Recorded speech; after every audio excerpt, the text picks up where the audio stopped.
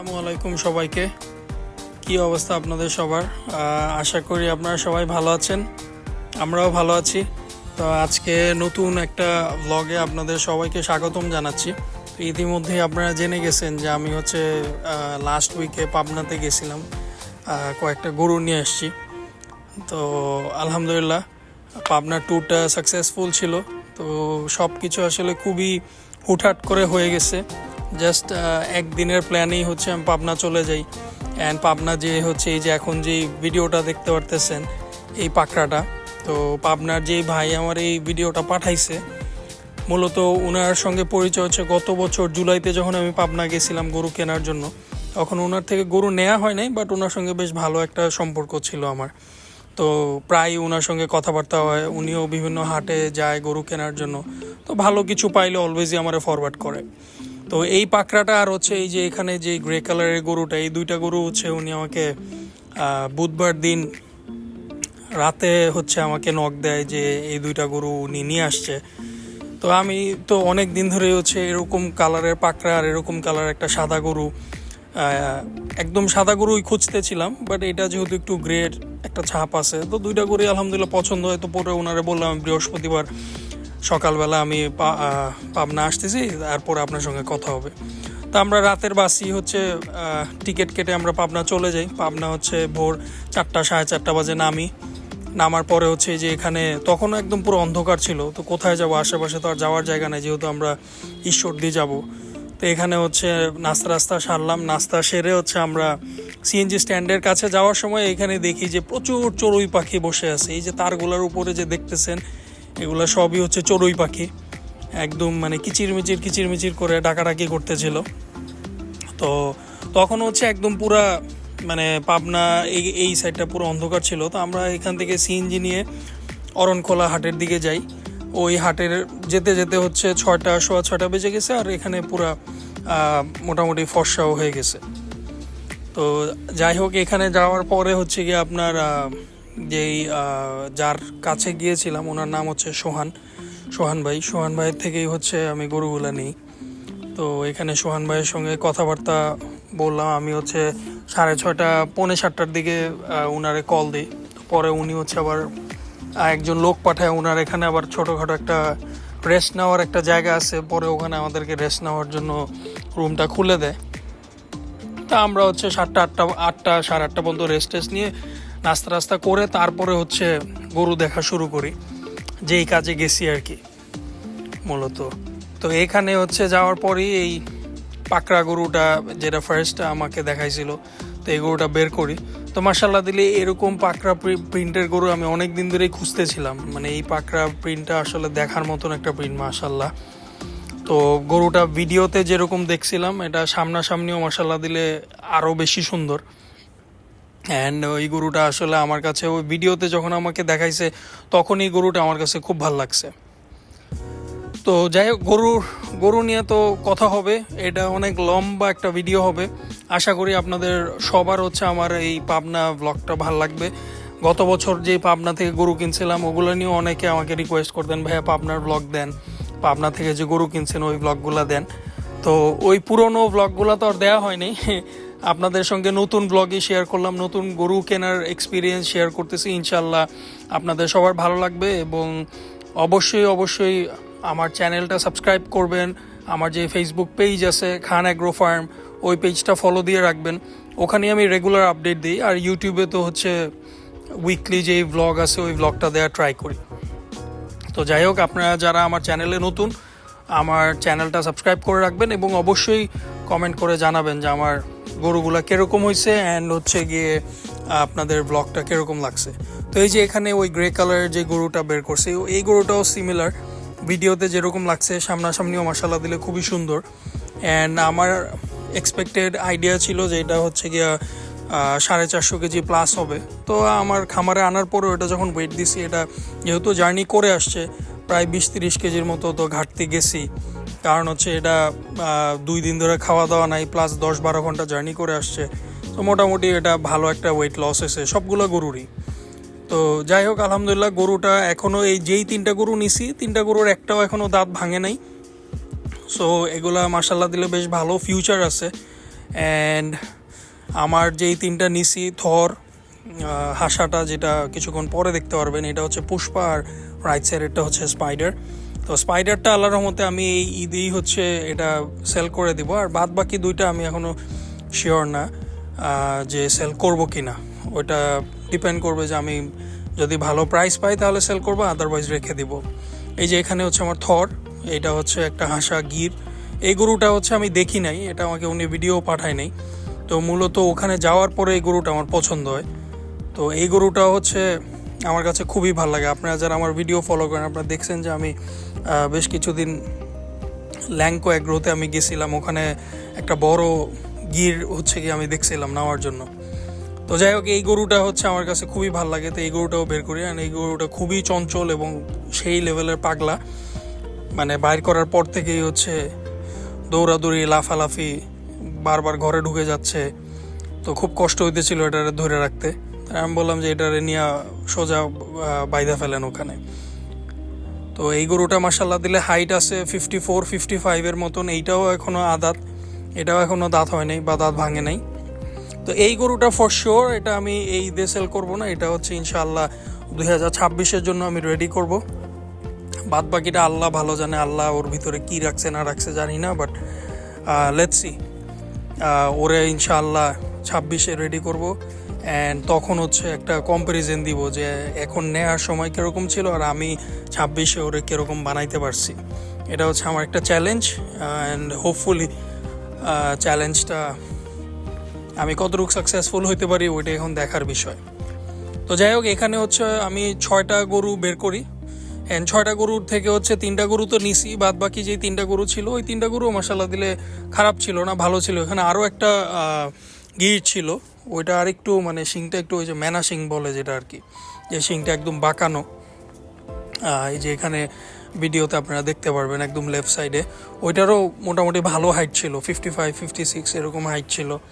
And বেশ উঁচা লম্বা ছিল গরুটা। তো ওই গরুটাও ভালো লাগছিল, কিন্তু পরে আর ওইটা নিয়ে খুব একটা কথাবার্তা বলি নেই। আমারও যেহেতু বাজেট হবে না এতগুলা গরু নেওয়ার, ওই কারণে আর ওইটা নিয়ে আর কথাবার্তা বলি নেই, শুধুমাত্র এই 3টা নিয়েই কথাবার্তা বলি আর কি।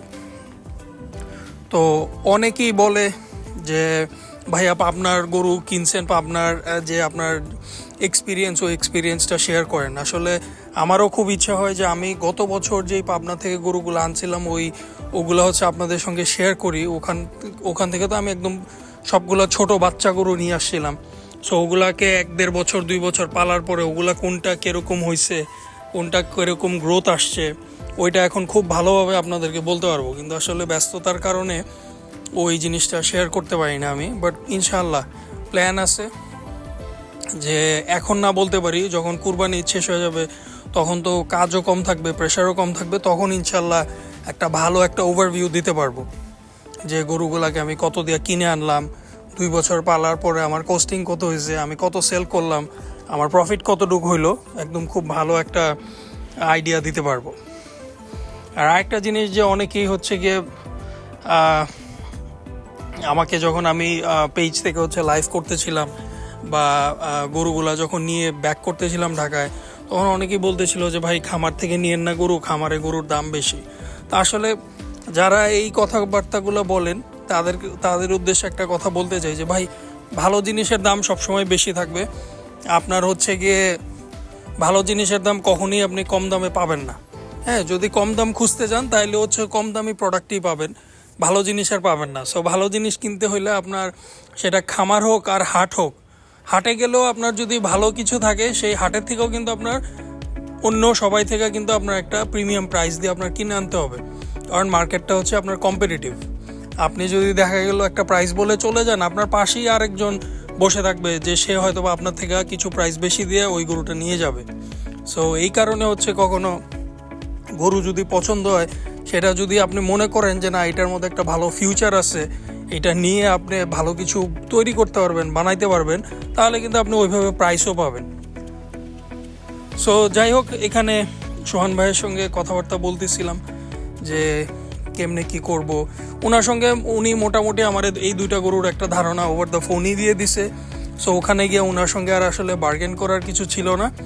উনি যেই দাম চাইছে ওখান থেকে জাস্ট 10,000 টাকা হচ্ছে কমাইছে, এতটুকুই। সো আমার সঙ্গে হচ্ছে উনি কোনো দামাদামি করে নাই, কারণ ওনার সঙ্গে আমার বহুত আগে থেকেই পরিচয়। অ্যান্ড উনি অন্যান্য মানুষের মতনও যে দাম চায় বা দাম হাঁকায় গরু বিক্রি করবে ওরকম না। সো আমি 3টা গরু, উনি যেই দাম চাইছে ওখান থেকে জাস্ট আমি 10,000 টাকা হচ্ছে কমাইছি, এতটুকুই। আর এর বেশি আর বার্গেন করা লাগে নাই, কারণ ফোনেই ওনার সঙ্গে আমার মোটামুটি দাম দর একটা হয়েছিল। আমি যা সামনাসামনি গেছি, অনেকেই হচ্ছে ভিডিও দেখে গরু কিনে ফেলে, বাট আমি ওরকম না। আমি বৃহস্পতিবার দিন সারাদিন অফিস করে আবার রাতের বাসের টিকিট কেটে ওই দিনই আমি সোহান ভাইরে কনফার্ম করছি যে আমি আসতেছি। সো আমি হচ্ছে আবার পাবনা গেছি, পাবনা গিয়ে গরুগুলো নিয়ে এই ট্রাকের সাথে আবার 8 ঘন্টা 10 ঘন্টা জার্নি করে আমি গরুগুলো নিয়ে আসছি। সো আপনারা যারা হচ্ছে ভিডিও দেখে গরু কিনেন, আপনাদের কাছে একটা রিকোয়েস্ট থাকবে যে কাইন্ডলি ভিডিও দেখে কখনো গরু কিনবেন না। সবসময় গরু হচ্ছে সামনাসামনি দেখে নিজে যেয়ে তারপরে কিনবেন, বা অ্যাটলিস্ট নিজের এরকম পরিচিত কেউ যদি থাকে তাদেরকে অ্যাটলিস্ট পাঠাবেন, যে সে হচ্ছে আপনাকে মিথ্যা কথা বলবে না বা সে হচ্ছে উল্টাপাল্টা কোনো ইনফরমেশন দিবে না। এরকম মানুষ দিয়ে হচ্ছে আপনি গরু কিনবেন যদি আপনি না যেতে পারেন। তো এই তো আলহামদুলিল্লাহ আমাদের 3টা গরু ডান। আপনারা অবশ্যই কমেন্ট করে জানাবেন যে আমার 3টা গরু থেকে আপনাদের কাছে কোন গরুটা হচ্ছে সব থেকে বেশি ভালো লাগছে। এই যে আমার স্পাইডার, তারপর হচ্ছে পুষ্পা, এরপর হচ্ছে থর। অ্যান্ড আমরা হচ্ছে শুক্রবার দিনই হচ্ছে 2টা গরু নিয়ে আমরা ঢাকায় চলে আসি। 2টা গরু হচ্ছে পুষ্পা আর আমরা স্পাইডারকে নিয়ে আসি, আর থর হচ্ছে সোমবার দিন পাঠায়। কিছু টাকা শর্ট ছিল, তো যেই কারণে হচ্ছে ওই থর আর নিয়ে আসি নেই, একটা বুকিং মানি দিয়ে আমরা চলে আসছি। আর উনি হচ্ছে সোমবার দিন হচ্ছে থরকে একটা পিক আপে করে ঢাকায় পাঠাই দিছে উনি। এই যে আমাদের কলকি বাবা গরুগুলাকে আদর করতেছে। And it's time to go home. গরুগুলা হচ্ছে আমরা দুপুরে লাঞ্চ টাঞ্চ করে গরুগুলাকে এখন হচ্ছে পিক আপে উঠাচ্ছি। মাশাল্লাহ, এই গরুটা আমার কাছে পার্সোনালি হচ্ছে পাকড়াটা থেকে 2টা গরুই, মানে 3টা গরুই আমার খুব পছন্দ। বাট এই কালারের গরু যেহেতু অনেক দিন ধরে খুঁজতেছিলাম, এই গরুটা হচ্ছে আমার খুব ফেভারিট আর কি। অ্যান্ড লেটস সি, এটা নিয়ে আমার অনেক প্ল্যান আছে, অনেক চিন্তা ভাবনা আছে। জানি না আল্লাহ কতটুকু হচ্ছে অ্যাচিভ করতে পারবো, তো দেখা যাক। আলহামদুলিল্লাহ এখন হচ্ছে একটা করে গরু উঠাচ্ছি গাড়ির মধ্যে। তো গাড়িটা মোটামুটি বেশ বড়ই ছিল, 2টা গরু এখানে খুব ইজিলি আমরা নিয়ে আসতে পারছি। 3টা গরুই আনতে পারতাম এখানে, আর আমি আর কলকি হচ্ছে পিছনে দাঁড়ায় আসি আমরা। অ্যান্ড ওই দিন মোটামুটি বেশ ভালোই ঠান্ডা ছিল, যে রাত্রেবেলা যখন গাড়ি আসতেছিল, স্পেশালি হাইওয়েতে যখন গাড়ি টানতে ছিল, মানে তখন মারাত্মক ঠান্ডা লাগছে। অ্যান্ড আলহামদুলিল্লাহ যে গত বছর জুলাইতে যখন আমরা গরুগুলো আনছিলাম পাবনা থেকে, তখন যেই পরিমাণ প্যারা খাইছিলাম গরু আনার সময়, এইবার আল্লাহর রহমতে গরু আনার সময় কোনো প্যারা খাইনি। 2টা গরুই মাশাআল্লাহ দিলে একদম পুরা স্ট্রেইট হয়ে যে দাঁড়াইছে, উঠার পরে একদম পুরো আমার খামারে আসা পর্যন্ত ওইভাবেই মাশাআল্লাহ দিলে দাঁড়াইছিল। একটা গরু হচ্ছে বসে নাই বা কোনো প্যারা দেয় নাই।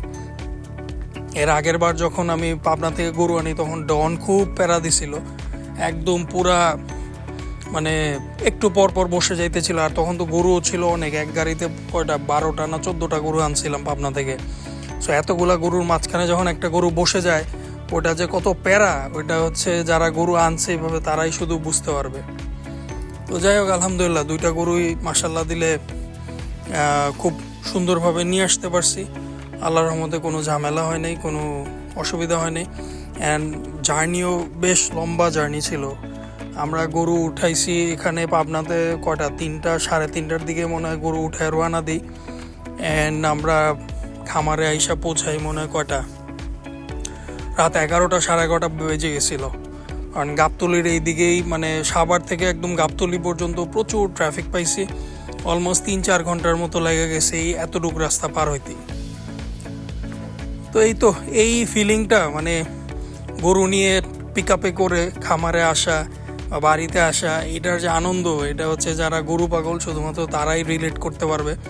তারাই হচ্ছে এটার মজা বা এটার যে একটা আনন্দ, এই যে 8 ঘন্টা 10 ঘন্টা গাড়ির গরুগুলার সঙ্গে দাঁড়ায় রয়েছি, এত মানে টায়ার্ড লাগছে, তারপরে হচ্ছে মনের মধ্যে একটা আনন্দ ছিল যে না গরুগুলা বাসায় নিয়ে যাচ্ছি, মনের মানে গরুগুলো একদম পুরো মন মতন হয়েছে। এই যে একটা আনন্দ, এই আনন্দটা আসলে বলে বোঝানোর মতন না। আর পাবনার রাস্তা বা পাবনার শহর এত সুন্দর, মানে যে দিক দিয়ে গাড়ি যাচ্ছিল চতুর্দিকে সবুজ আর সবুজ, এত গাছপালা, মানে বলার বাহিরে যে আমাদের দেশটা যে কত সুন্দর ওইটা আসলে আমরা তো কয়টা জায়গা ঘুরতে পারছি বা কয়টা জায়গা দেখতে পারছি। এই গরু কিনার উসিলায় দেখা যায় যে বিভিন্ন শহরে যাচ্ছি, এই উসিলাতে এই জায়গাগুলো দেখতেছি। তো আলহামদুলিল্লাহ, মানে গরুগুলা যখন নিয়ে আসতেছিলাম মানে খুব এনজয় করছি। তারপরে গরুর এখানে একটা লাইভও করছিলাম ফেসবুকে, ওই লাইভও হচ্ছে মোটামুটি অনেকেই দেখছে। এই যে সামনে হচ্ছে আপনার এই বড় বড় দুইটা খড়ের গাড়ি যাচ্ছে, এদের কারণেও অনেক সময় নষ্ট হয়েছে। এই পরপর দুইটা গাড়ি ছিল, অনেকখানি সময় হচ্ছে ওদের পিছনে পড়েছিলাম। এই সামনে আবার ড্রাইভার গাড়ি একটু স্লো করে যে একটা গাছ দেখানোর জন্য, যে কি গাছ, এটা হচ্ছে একটা নারিকেল গাছ, যেই গাছের হচ্ছে অলমোস্ট 8টা না 9টা মাথা এক গাছের মধ্যে। হ্যাঁ, এই যে আপনারা দেখতে পারতেছেন এখন, এটা খুবই ইউনিক। আমিও এরকম কখনো দেখিনি যে এক গাছের এতগুলা মাথা বাইর হয়ে রয়েছে। তো ড্রাইভার হচ্ছে বলতেছিল যে ভাই আপনার ভাই তো ভিডিও করতেছে, এখানে ভিডিও করতে বললেন। তো যাক আলহামদুলিল্লাহ, এখান থেকে হচ্ছে পরে ভিডিও করে যখন মেইন এই যে এখন থেকে হচ্ছে হাইওয়েতে উঠলো, আর এখানে যে গাড়ি টানছে একদম পুরো ফাটায়া গাড়ি টানছে, মানে কোনো ব্রেক নাই কিছু নাই, একদম ধুমসে হচ্ছে গিয়ে গাড়ি টানছে এক টানে, একদম পুরো টাঙ্গাইল পার হয়ে আমরা তারপরে সাভারের এদিকে আসি। আর তারপরে সাভারের এখান থেকেই হচ্ছে রাস্তাঘাটে ট্রাফিক শুরু হয় আর কি, প্রচুর জ্যাম ছিল। তো যাই হোক, আমাদের অলমোস্ট বাড়িতে পৌঁছাইতে হচ্ছে কি আপনার রাত 11টা 12টা বেজে যায়। এই যে এটা হচ্ছে আপনার যমুনা সেতুতে উঠতেছি। এখানেও মাশাল্লাহ দিলে রাতের ভিউটা অস্থির লাগতেছিল, মানে চতুর্দিকে একদম এক সিরিয়ালে হচ্ছে গাড়ি টেনে যাইতেছে, আর লাইটগুলো যে জ্বলেছিল ওই জিনিসটা দেখতেও খুব ভালো লাগতেছিল আর কি। এটা একটা অন্যরকম একটা এক্সপিরিয়েন্স ছিল, এটা একদম মানে বলে বোঝানো যাবে না, এটা তো $1 মিলিয়ন এক্সপিরিয়েন্স আর কি।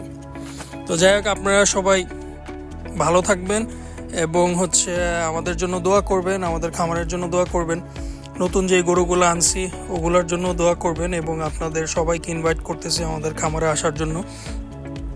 আমার খামারে হচ্ছে আটিবাজার হিজলা প্রাইমারি স্কুলের সাথে। আমি হচ্ছে শুক্র শনিবার খামারে থাকি, বাট আপনারা চাইলে খামারে এসে গরু দেখে যাইতে পারবেন। তো এখন যে নতুন গরুগুলো আসছে এগুলো হচ্ছে কোয়ারেন্টাইন শেডে রাখছি, এটা আমার একটা কোয়ারেন্টাইন শেড। এখানে হচ্ছে অলমোস্ট 6-7টা গরু রাখা যায়। তো যেই 3টা গরু আনছি 3টা গরু এখন এখানেই আছে, 2 সপ্তাহ এখানে থাকবে। মোটামুটি ওদের যে ভ্যাকসিনেশনের যে প্রসেস আছে ওগুলো সব কমপ্লিট করে তারপরে মেইন শেডে নিব আর কি। তো যাই হোক, আপনারা সবাই ভালো থাকবেন। আজকে চলে যাচ্ছি, ইনশাল্লাহ পরের কোনো একটা ভিডিওতে আপনাদের সঙ্গে দেখা হবে। আল্লাহ হাফেজ।